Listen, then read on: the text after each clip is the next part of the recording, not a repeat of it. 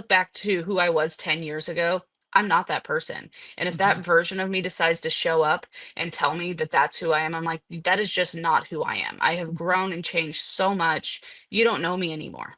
Mhm. And I know you're trying to help, but you're not helping. You're in my way to what I'm really trying to achieve, which is understanding myself and living in a, I don't want to say like a positive mindset, so to speak, but it's like it's understanding that the thoughts are going to be negative and you can walk away from them. It is not who you are. And that's a weird thing to think because in your head you have I, Yeah. you over and over again. And it's like, yeah, but out loud, Christy wouldn't actually say that.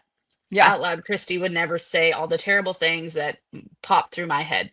When I stepped on the scale this morning, it was up 2 pounds. I literally went, okay, well, that's today. So we'll see what tomorrow brings. And I just walked Yeah. away and said, that's data. And I Yeah. just walked away.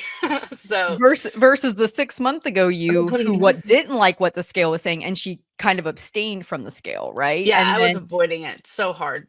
yeah. Yeah, and I love that because this goes back to that voice is a habit voice. It Mhm, wants to keep you caught up in your habits.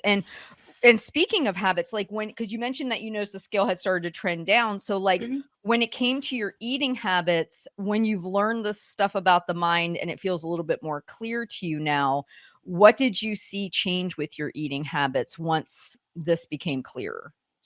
I think understanding that impulsive eating happens when you're listening, letting your mind run the show, knowing that you have a plan in place. One of the things that I've worked really hard at, even before we started the mind work, was really understanding having a plan. And that if your brain has a plan, or if you have a plan, your brain shows up, you can literally just say, we have a plan. We can do that tomorrow. Yesterday, Heather, I walked in the house. There was a bag of chips sitting on the counter. Who knows why they were there? I walked by them 3 times, and after the third time, ooh, I went, no, we're gonna put those in the cupboard. If we want those, we can have those for a snack, for a treat later. But no, we're not gonna eat those. I literally forgot about them until I did my posting at the end of the day because I didn't actually care.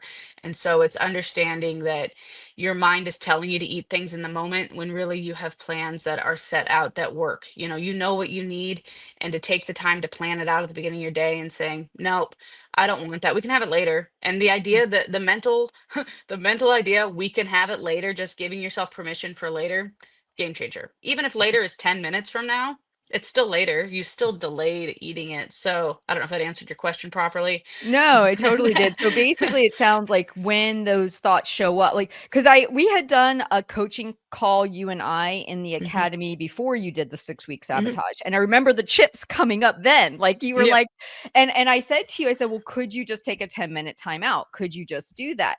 And now when you reflect back on that one coaching call we had with the knowledge you have now, what would you say was her struggle point in that moment when we were having that conversation?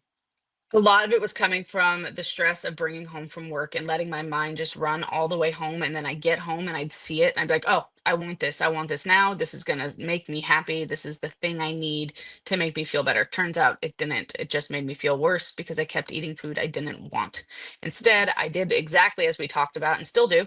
And I just planned it. I made my treat a salty, crunchy snack. It didn't have to be sweet, and it sits in my cupboard, and when I want it I pull out my scale, I weigh out one serving, I go and I sit down and it is perfectly fine.